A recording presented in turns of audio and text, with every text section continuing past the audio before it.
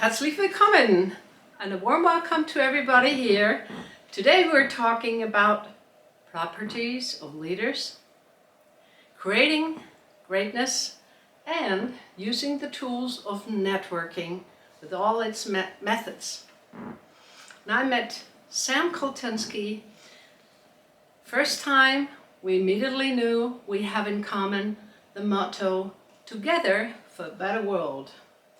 You saw the video interview talking about the dual system. That's unique in Germany, and it brings chances to people with practical talents. And amazing is, Sam Koltinsky could manage to get an interview with Dr. Henry Kissinger. Everybody knows him in the whole world for being a great person. And he was born right there in Fürth, not far away.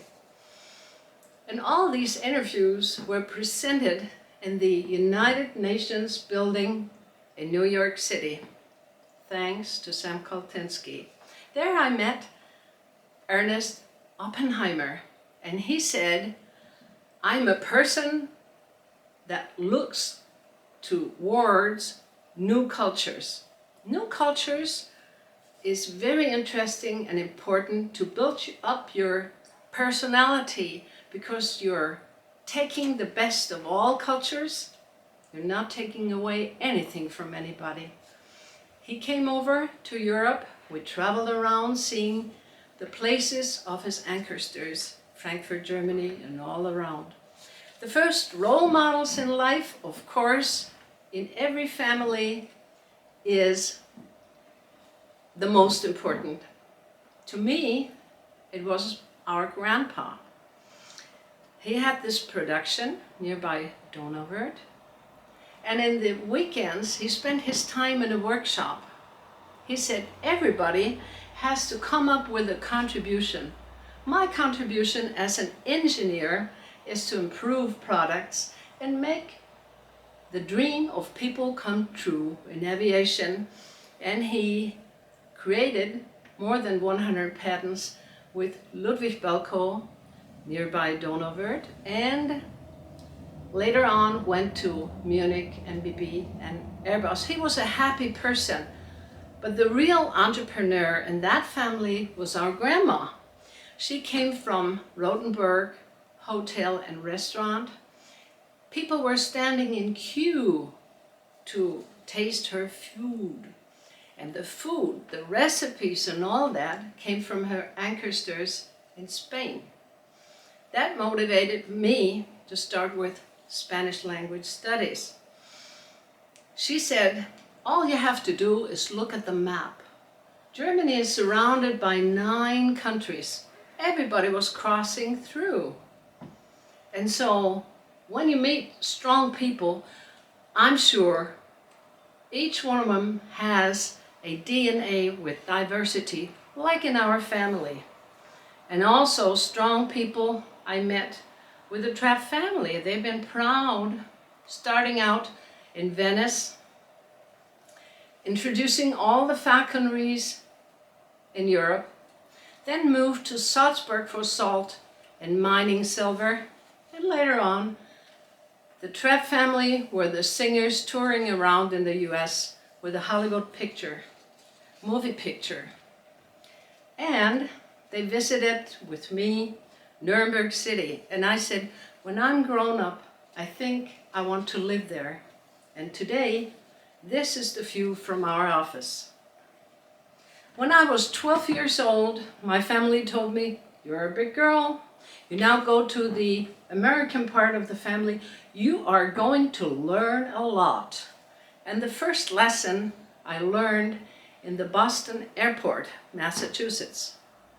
Uncle Phil collected me with the words, "You're welcome in the United States of America. You're a nice girl, we like everybody, but Germans, we don't like at all. Our neighbors were running away from horrible Germany, and they're colleagues of mine, professors in Harvard. I don't want any trouble, so you don't speak to them." And I thought, why not give it a try? turning the negative situation into a positive.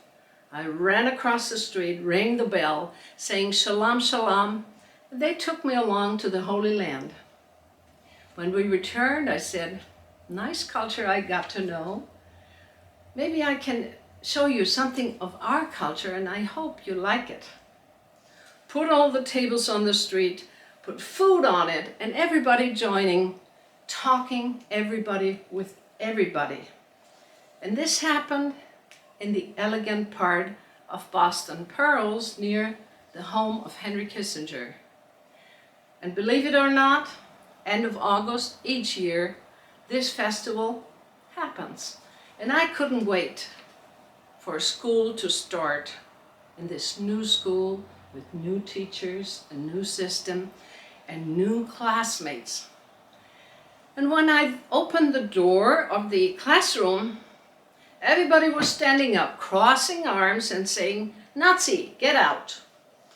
And again I thought, maybe I try to change a negative situation. And I said, well, we had the worst dictator in history ever. But this should never happen again. That's why I'm here. I cannot do all this alone. I need your help. I need the help of you and you and you all. And they did help. They introduced me to the culture of America, of Greek background, of Afro-American background. They showed me what is value to them.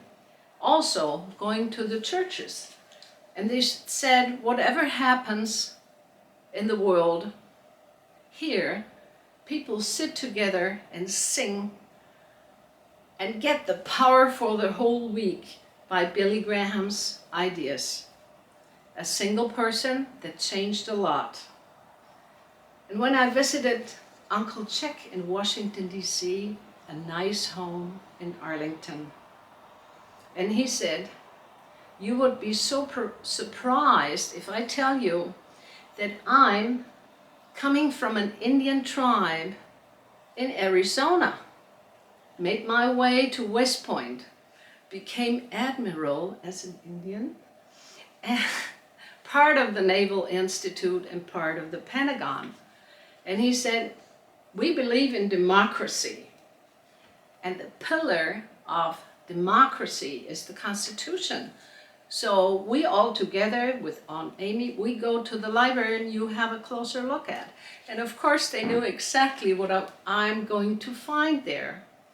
There were two brothers that they had the idea of the Constitution and presented it to Abraham Lincoln.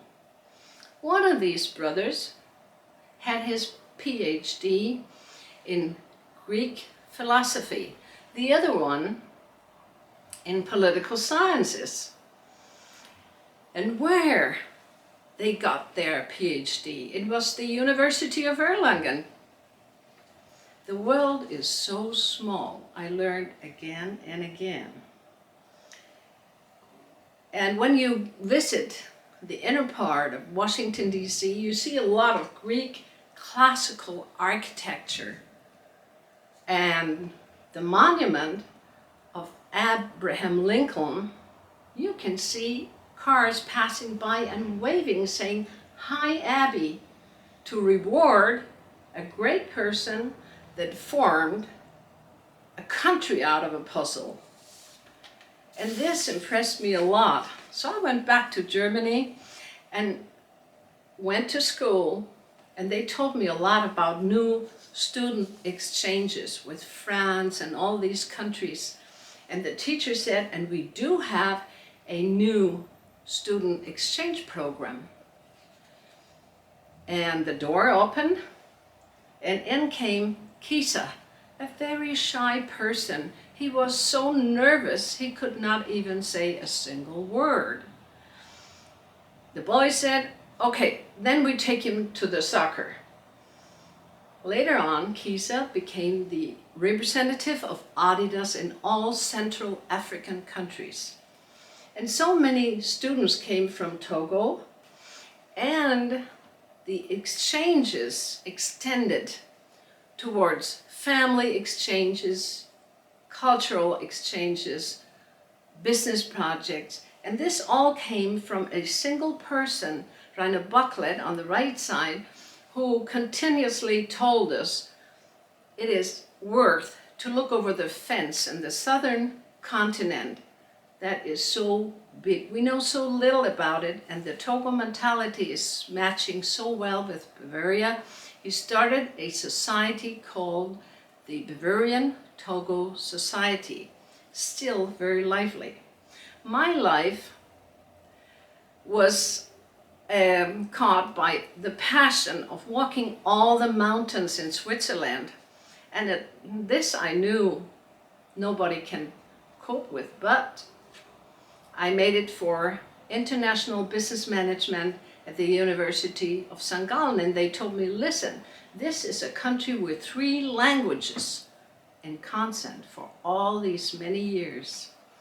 That motivated me to continue studies in the University of Vichy. The University of Vichy, there I met the person you see in the center, later became the General Consul of France in Bavaria. This is a picture of our office. He asked me, do you know who was the architect of modern European Union? It was Charles de Gaulle. He was writing a book while he was prisoner in Germany. Do you know the city of Weissenburg? Yeah, it's south of Nuremberg. There he made friends with 3 of his guards, and they taught him the German language and made him run away back to France. And what then came was a masterpiece of politics. He arranged in most difficult times after war Germany to go back to the political stage in equality to all the allies. Well, then I was looking for a job, talking with Max Grundig, who was a friend of Henry Kissinger. And I said, well, everybody can study business management, international languages and all that. I like some challenges. Yes, he said, you can meet challenge here and in every technical company, because the technical department does not want to communicate with the commercial department, also the export. We do have to enter the American market, and we have a delegation here. So your professional way to handle this is to talk in a way that no one sense is for how strong the conflict is behind the curtain. And the secretary took me to the conference room. The door opened and I saw the engineers shaking their head. They could not imagine somebody being a support. But the Americans, they were waving at me, didn't they? No, they were not. They were telling me you got 2 minutes, because we were listening for 2 days to boring technical details. The taxi's waiting for the airport down there. I said, good reason to start right away. You come from a culture where you negotiate till you got the price, that's it. They said, yes, but that's not really new, what we want to know.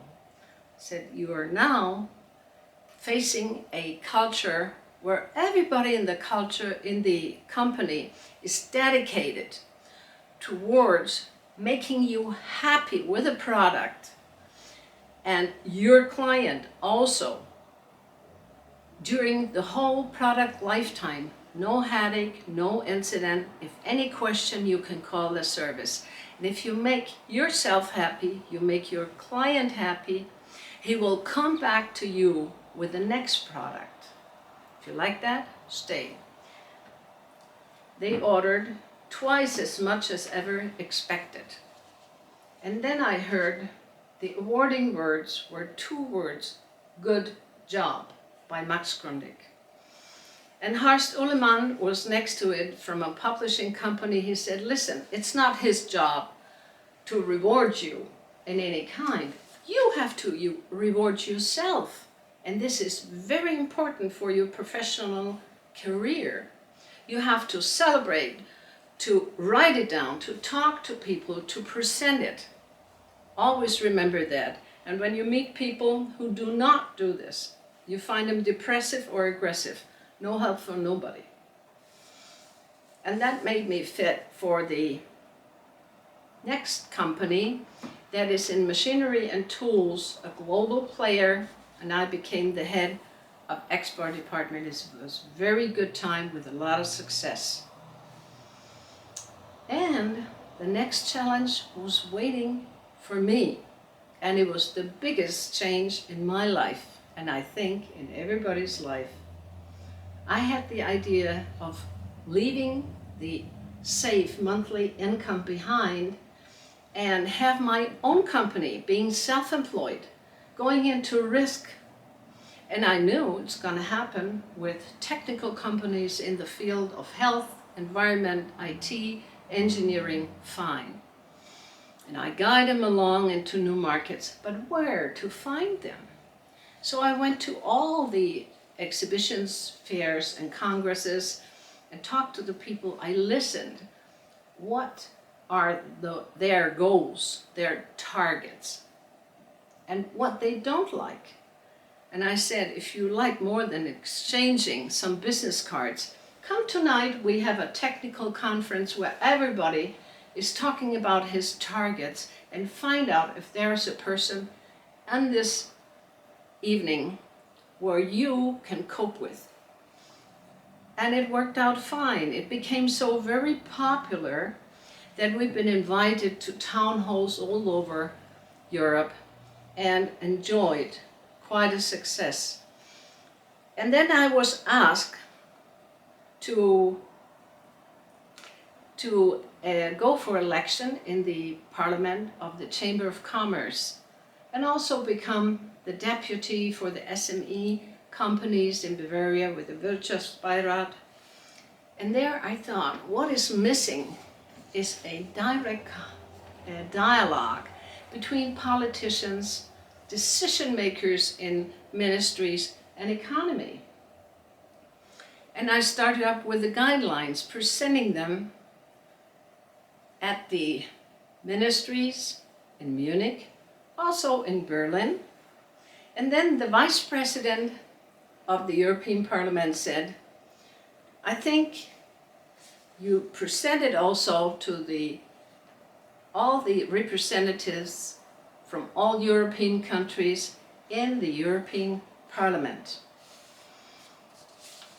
And the next challenge that came up was by these technical conferences that took place all over Europe. And we call them European tech conferences. And more we saw people from the Gulf states attending, enjoying, showing that they're open-minded and positive about engineering coming from other countries, European countries, and they felt that there are so many things we can learn from each other. So also came a Bahrain construction company. They made 8 billion a year, and they were interested in the dual system.